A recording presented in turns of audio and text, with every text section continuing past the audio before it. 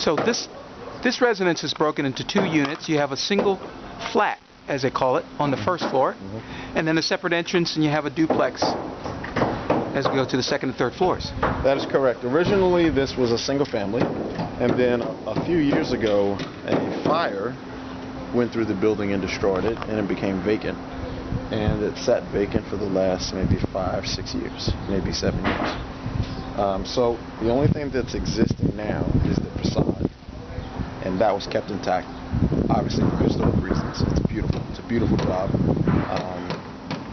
Actually, the 6 houses from this house over, 5 more houses, they were all built around the same time by the same architect, and each house is a duplicate of the other. In other words, this is the end of the row. On the other end is the exact same house, and then as you move in to the middle, the houses duplicate, and then you move into the middle again, and the houses duplicate. So all 6, they all look like they're related.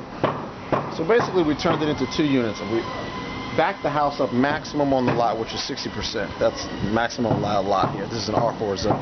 So I'm at 60%. So that means I extended the house back about 5.5, 6 feet, and my maximum height is 40 feet. We're not there yet, but I maxed out with 3 floors. So our first unit is the first floor, and it goes from front to back all the way. And then unit number 2 takes up the floor number 2 and 3. So we did a bump up here, and as you can see from the front, you can't even tell, but from the back, it's all new construction. Right here, if you see these bricks that are sitting on the supports here, I can't even think of this. What do you call this? Scaffolding. Scaffolding. Yeah, of course. We'll start again. You can look at these. The bricks here that are sitting on the scaffolding are actually the original bricks from the building.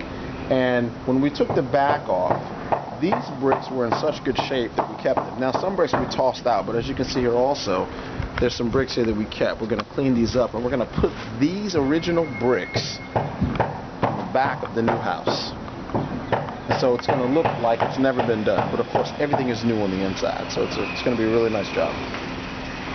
So as a new developer, you must feel excited. I mean, I can imagine that you're ready for opening day when you get a chance to show this off. Are you going to have someone stage the units for you? Are you going to move furniture in, or how are you going to handle that? We might do a couple of things, but in this market, as the market is coming back, you may not have to do that. Now, if you recall, just a few years ago, when things were selling off the shelves, nobody had time to stage and make a model unit because things were selling on paper and things were selling under construction. By this only being 2 units, I think it doesn't take much of an imagination, and that's the purpose of staging with furniture, is that you have a space that may not be the cliche or normal space. So you stage it with furniture to give a person an idea of how could I make this work. I'm not sure if we're going to do that here or not. We possibly might, but we might not. I think it's going to sell pretty fast. Okay. And what makes you so sure about that? Mainly because of the location. Now, where we are right now, in Shaw, on 9th Street, we are 2 blocks from the convention center. We are also a half a block away from the new O Street Market development. That entire block was just taken down. The O Street Market, the farmers market, is going to be resurrected. They're going to keep, part of the building collapsed a few years ago with a big heavy snowstorm, but it's historic, and they're going to keep that.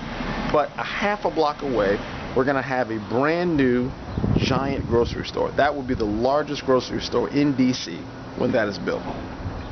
Also, they're going to put up an 8 to 9 story hotel. Now, there are no hotels in DC that are up this far north, if I'm not mistaken, unless you look at the hotel that's across town off of Connecticut Avenue. I can't think of the name of that one, but that one is somewhat up north. Most of the hotels are downtown. So they're going to have a hotel, brand new grocery store, condominium, apartment house, shops, and the new or restored farmers market a half a block away. So given the convenience of a couple of metros, a new farmers market, a lot of developments around here, we got the corner units here that sold for in the $800,000 range, just a couple of years ago. 2 units, brand new, and parking. I don't see this lasting too long. Okay, so that means that by maybe spring, April, you might be looking at a Sears buyer. Yeah, I would say these are done. These are going to be done in a month. I think that we'll be able to do a walkthrough with everything intact in 1 month. In a month, these will be done. And I believe a buyer will be there. We say by April, what are we in January, February?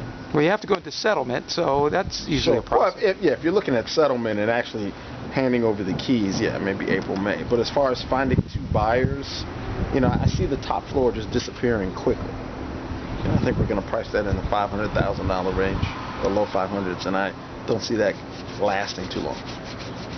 Yeah. Let's check back.